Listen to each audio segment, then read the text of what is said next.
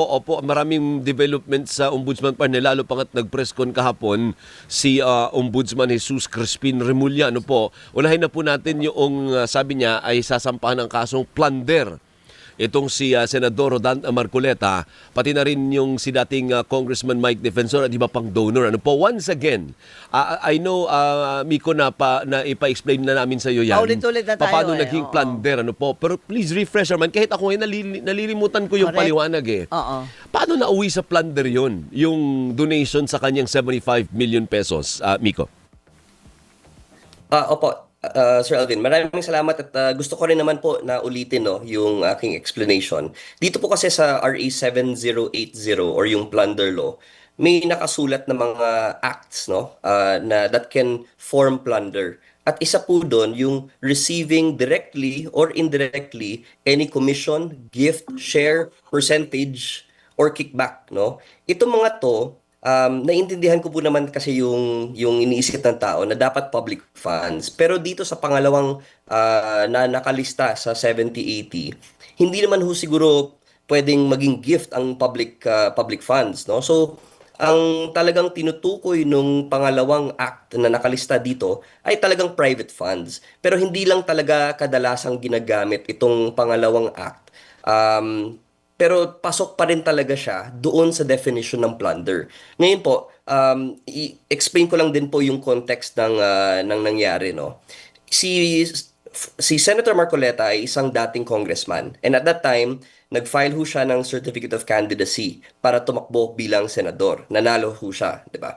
Pero as a general rule po kasi, ang mga public officials, kagaya ko po, ay hindi pwedeng tumanggap ng ganito kalaki na halaga na 75 million. As a general rule. Ang exception lang po doon sa rule na yon ay kung tatakbo ka nga for another public office or if you're running for the same office again. So, doon lang tayo pwede humingi ng contribution galing sa pribadong sektor sa ganung halaga, 75 million. Ang threshold ho kasi ng plunder is 50 million pesos. So, hindi ho ba? So, yung 75 billion is well above that. Ngayon, hindi naman niya dineclare sa kanyang SOSE. So, sa COMELEC, hindi niya dineclare. Ibig sabihin, hindi niya ginamit or hindi niya dineclare para sa campaign yung 75 million. Hindi din niya dineclare yung 75 million sa kanyang SALN.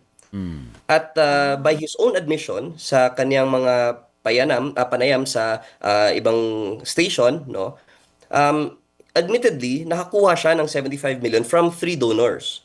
And on the other side, yung mga donors ho na yun, yung ilan po, ay nag-admit din na nagbigay siya ng, I think, 25 million or something to that effect. Tama, 25. 25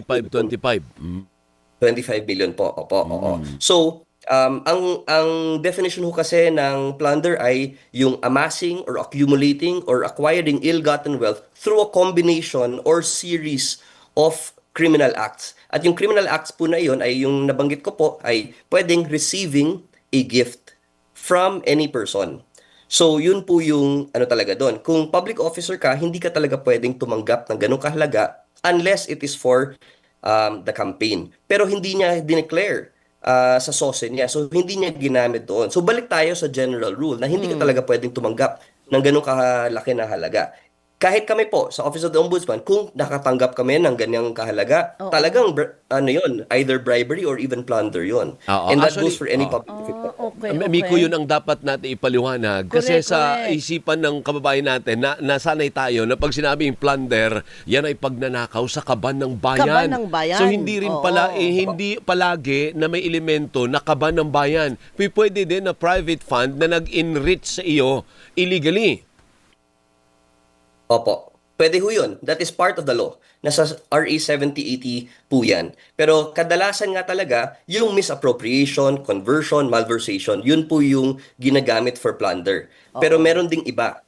Meron ding ito, yung receiving directly or indirectly any gift. At yun po yung nakita ng ating investigators sa kaso na ito. So pwede na siyang sabi kasi ang bali-balita, kakasuhan. Wala pang kaso. Formal. So yung ang pagka i-file na, kasunod na doon,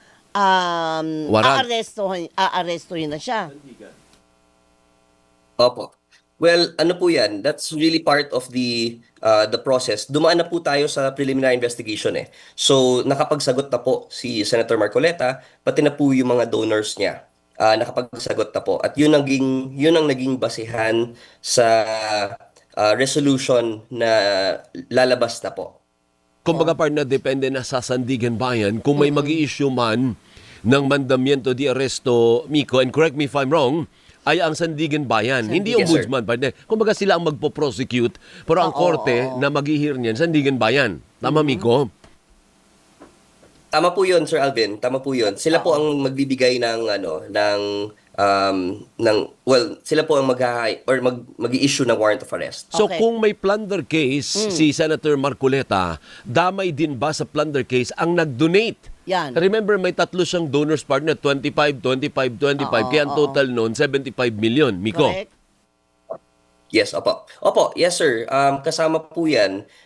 Ang jurisdiction ho kasi ng ombudsman is public officials mainly. Pero may exception ho doon na if private individuals acted in conspiracy with the public official, then masasakop na din po sa jurisdiction ng ombudsman. Okay. Opo, yung kay Marcoleta, non-bailable po ang plunder, hindi po ba?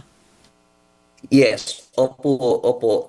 Non-bailable po yung plunder. If the evidence is strong, Yun nga. palagi may kulatilya, partner. Oo. Non-bailable crimes, Yes. if the evidence is strong. Palagi ko ini-example sa'yo. Ako, pwede mo ako ng Correct. murder bukas. Kung wala may ebidensya, Oo. dapat makakapag-bail ako. Tama. Pero sa ngayon, Sir Miko Clavano, gusto ko nga yung bigkasin yung kanyang apelyido eh. Ang pakiramdam at paniwala ng ombudsman ay mayroon kayong sapat na ebidensya laban kay Marcoleta para hindi maging bailable yung plunder case na ihaharap sa kanya? Opo, yun po yung ginawa natin na reforma nung pumasok ho kami. Tinaas ho namin yung antas or yung threshold ng evidence na kailangan para mag-file ng isang kaso.